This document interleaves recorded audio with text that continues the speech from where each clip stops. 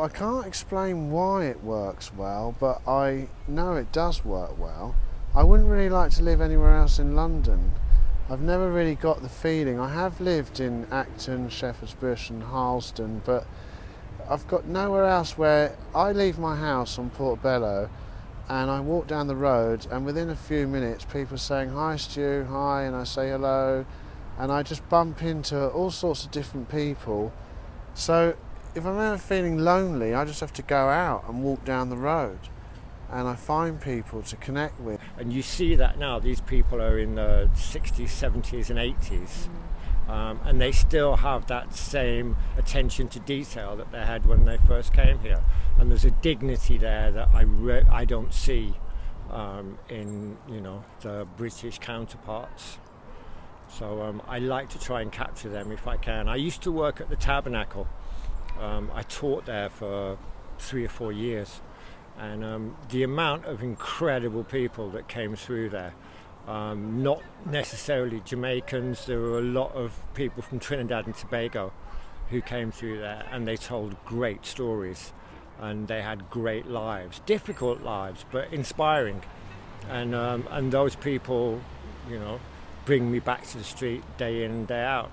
I think I've photographed most of the ones that I want to catch, but there's still a few people who elude me. Every time I point a camera at them when they're not looking, I get home and think, yeah, I've got them, and I look and it's kind of not there or blurred or whatever. There's one particular woman I've been trying to photograph for years and years, and for the life of me I just can't get her, but I will eventually. Like, hello, da, da, da, da. And then 3 weeks later it was on Top of the Pops on the backdrop.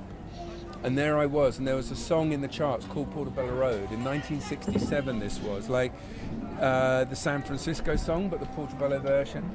And so I reached this peak of fame in 1967, and it's been very slowly downhill ever since. Well, what brought me down here was, A, the fashion, and the fact that the people on the street were just unbelievably unique. I mean, I saw people whose sense of style were just so exceptional that, you know, I just became addicted to it, right? And also, too, I mean, let's be honest, I mean, there's an amazing community here.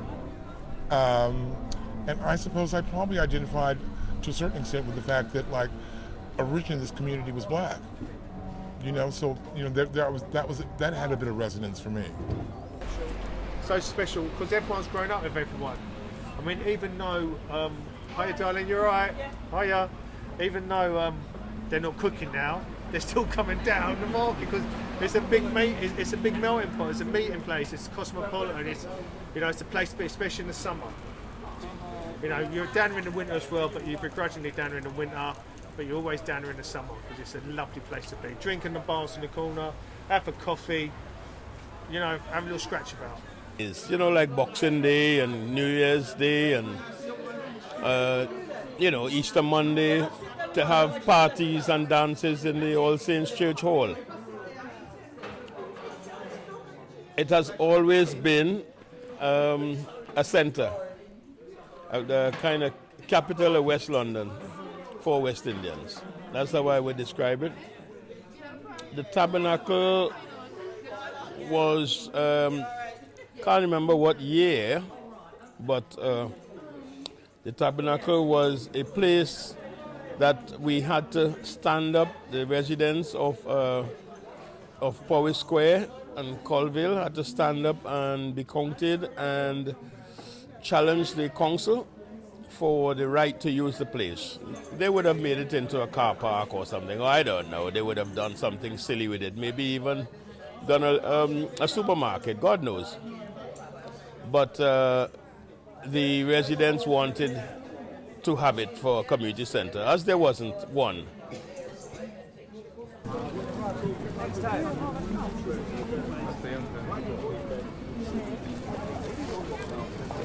How it's meant to be. Yes, exactly, and it was.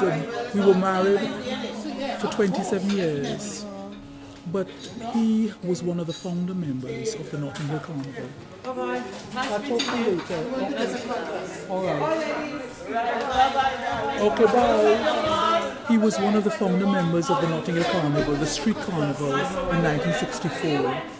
And he was a musician, so he travelled a lot after that. And when he came back, he met me, we got married. And then in 1980, we started our own carnival band. And we have always been based in this area, so I have seen it grow. And almost every year, we would have a different venue because he had a job, he had a business, and he did the carnival as a hobby, sort of, over, June, July, and August. And he was a band leader in Trinidad and Tobago, where we were both from. So he had quite an extensive experience, and he had the most amazing passion for the carnival. To basically like control the masses and where they walk. Yeah, and they're still they still haven't got the mix right. Where the flyover is, so where the steps are. Yeah, all those bays underneath the westway, that used to be like open to like sound systems. Yeah, where you had like hundreds. Yeah. Of teenagers and kids just listening to their favourite station just pump out music, and they used to like have like little dance battles in the middle. You had like different bays, and since the riots they closed off all that. They stopped people from going over the bridge, and they basically was like all containment, and then the timing of when the carnival finished, got smaller and smaller and squashed, and now it's like finishes at 7 o'clock. Orientated, do you know what I mean? Sort of very beaty, and it's very vocal. So it's just got everything in there. So that is what I would call the vibe of West London, which is called around this area, which is fantastic. That's good. And it's evolving all the time. All the It's time, always of course. changing. Yeah, of course. Yeah. And you still have lots of people coming to you and. Yeah, exactly. There's lots of musicians around here. Oh. There's lots of musicians around here, so it's that's a good capture. You've got a couple of live nights as well, which is happening, which is kind of like based on new jazz, sort of thing, which is good. So no, the area carries a lot, and I still think there's more to come from it as well. Do you understand? There's just obviously, I think, at the present moment in time, we're going through this transition over the last sort of like 5-6 years, where the the people that lived here then and now are very different.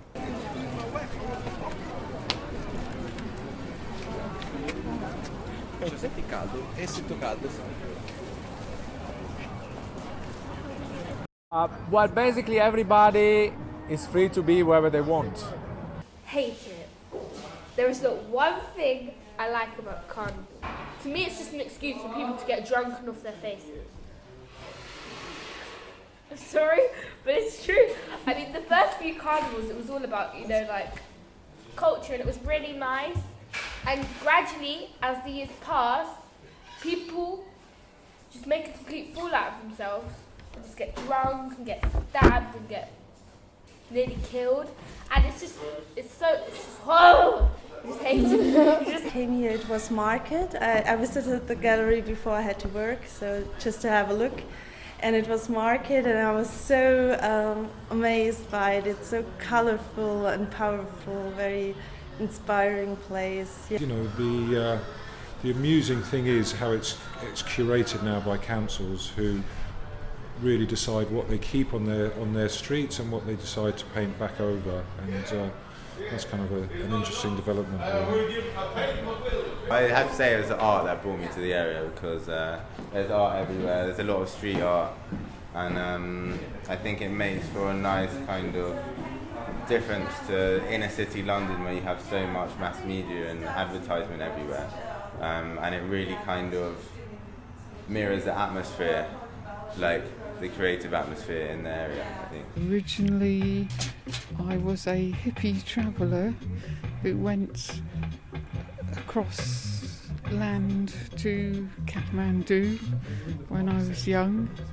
I came back and I didn't have a job, and my friend who lived in St Luke's Road used to occasionally work on the market before the tent was there, and she said to me, "Oh, you must have a few things that you stored away that you don't want, so you should come and do a stall." And I did, and the intention was to do a stall until I found a job, but the job didn't come. There's a lot of camaraderie, a lot of the same establishments. I mean, they are changing, but there are a lot of, there's a lot of good landmarks and a lot of old cafes that, we all grew up around going to, and I think everybody just bonds over their love of the area, as far as I can tell. The culture. It influences my creativity. I don't know about creative influences because as a creative person I'm always looking for social and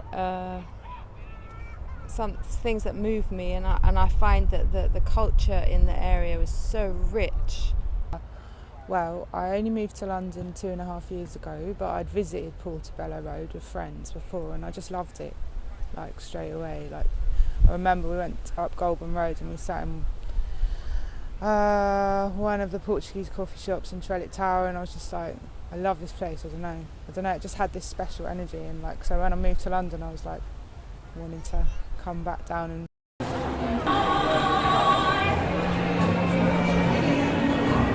Lord knows I'm not a fool girl. A brief holiday away, I came back to visit Portobello for the 70s, late 60s and 70s, where underneath this motorway, which was where it all began. Well, another thing all began. There have been so many incarnations of surges of energy and stuff, and I'm a drug taker, so I actually have seen an incredible attrition rate of waves of people. I can't remember who all's died, but you tend not to remember the dead ones, do you? There are certain characters who stick, but I can't actually remember any. But this here, right here, was at Drug Central. I wouldn't have met them if I wasn't in here, because they are collectors or they are passionate about antiques. You met famous designers, we met famous actors and actors, famous models.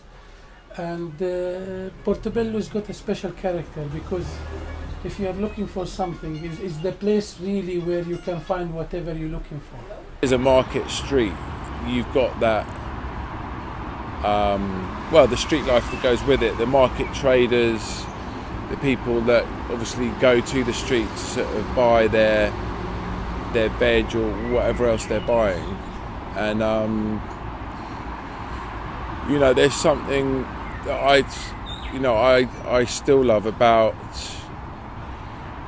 people kind of shouting at the tops of their voices, like £3 for a pound of strawberries or whatever it is. I think what is so sad, what has changed is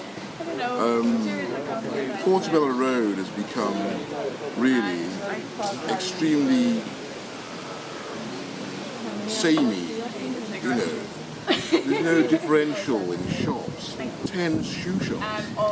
No Woolworths. Eating places gone. We used to have a wonderful, absolute wonderful Chinese restaurant, and they take that away and put in a shoe shop. Is that really what the community needs? Well, I am totally, along with hundreds of thousands of people in this area who are totally anti the carnival. We absolutely hate the carnival with vengeance. We want the carnival stopped. It brings absolute filth into this area to absolute extreme. It's actually, the place stenches for weeks afterwards. This only deteriorates the area. It's got too big, it's too loud, it's too dirty, it's very illicit. There are drug sellers, prostitutes parading themselves for business and so forth, and the purchase of narcotics, and yet the police can't do anything for upsetting the ethnic people. And I think that is totally wrong. My ambition one day is to move away from Notting Hill and the carnival. Probably going to loads of parties.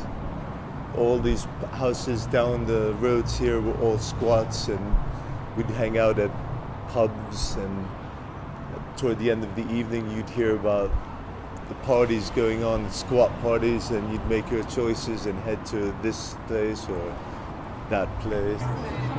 the skateboard park for the kids, you know, where you've got 50-year-olds skating with 4-year-olds, the tabernacle where people are producing, you know, my kids with their dance, passion. It's all around. This is, you know, rich people living next to poor people.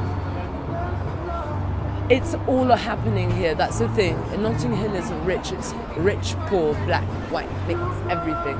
All ages hanging out. And that's what it is. Yeah.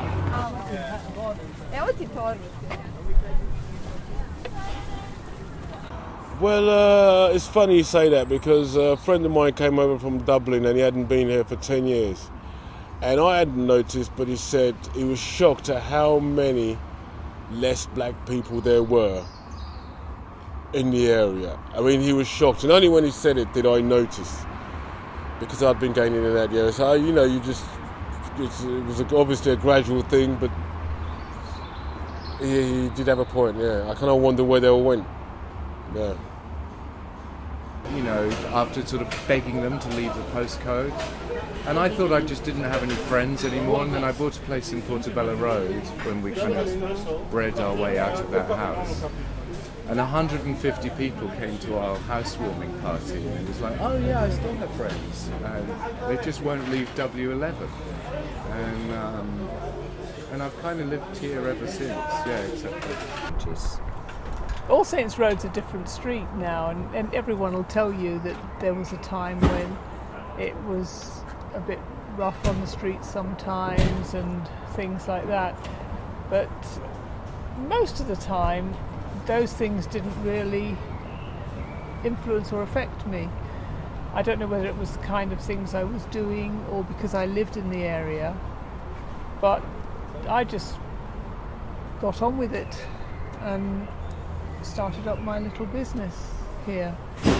And you saw things happening. There was a lot more police activity. There were lots of little groups of young guys out on the streets. But I think in a way I was oblivious to most of that. Now, as you can see, it's very quiet. There's hardly any activity on the street, but it has its moments, and there are lots of little businesses that are just moving along and getting on with it. Also, this area has a strange village atmosphere about it, because I think one of the things that people forget is the Portobello Road is an old farm track. It's not like any other street in London. It's actually very ancient, and it creates its own sort of mood or psychogeography as it twists and heads up towards Notting Hill Gate. And each little corner of the market has its own little atmosphere or tribe about it. And this, once you recognise it and understand it, it's really good fun, you know? What brought me here was my musical mentor, one of the greatest pianists this country's known, but not known by as many as we should. A man called Russ Henderson, who was the first man to walk around the block with a steel pan, and that's still the carnival route. And I was an enthusiastic, totally ignorant young musician who had had enough of pop music and was trying to play jazz. And he said, if you want to play jazz... No, he didn't say that. He said, oh, well, come down to my basement in Bassett Road. And we played a few songs, and he says, now you come along to the Cold Home. And Sunday lunchtime, the Trinidad music gig. And that's where I learned everything I know as a musician, dealing with that. You know, young white boy, sometimes the only white face, having to sit in. And so that's what brought me to Portobello Road.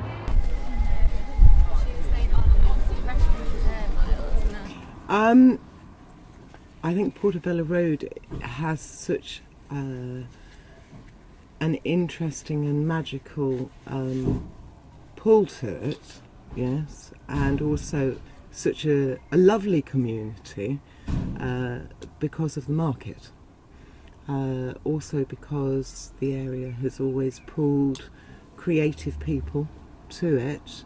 I think perhaps because the congregation of people coming to the market or selling their wares over history, but it's always brought incredible characters, and a lot of people have become, very famous from Portobello Road over the years. And it's one of those places, I would say, that just when you think you've seen everything, yes, just stand and watch in Portobello Road on a Saturday. It's a melting pot of all sorts of people, from every background. And I've been here, how long have I been here? Very long. But I wasn't born here, but I got introduced in the area when I was about 19 and kind of been around here ever since, so a long time. And I love it, and I want to stay here. My kids love it. Hopefully it'll always be around. Southampton, coming to Paddington Station, come straight to Power Square, right, that third house right there now, 31 Power Square. Wow, it was a long time ago. It was different. Everything was different. The bug house was our favorite hangout. What is the electric cinema now? That was the bug house. And that was our favorite. The hangout in the bug house. Go and see the pictures there. So everything was different compared to now. Housing was a bit of a headache for us because of the color of my skin. You used to see the signs on the door, no blacks, no Irish, no dogs. And you knew you couldn't go in there, you couldn't enter there. So this man they call Rackman, some people say he was bad, but I can't say that because he's the only one allowing me to live in his house. I had a roof over my house, my head because of Rackman. The rent was high, yes, but it was somewhere to live, or nobody else wouldn't have you in there at that time, Then they had the riots. I think that's when, about 59, 58, 59, somewhere around there. And that was something else. That was really frightening. Yes, it was scary. Because the house, I used to live in Colville Terrace then, and there was a girl, English girl living downstairs. So during the day they had passed and said, this is a nigger lover house, so they're gonna get us tonight. So it was like, wow, pulling big wardrobes to the door to kind of keep them out, and it was very scary days.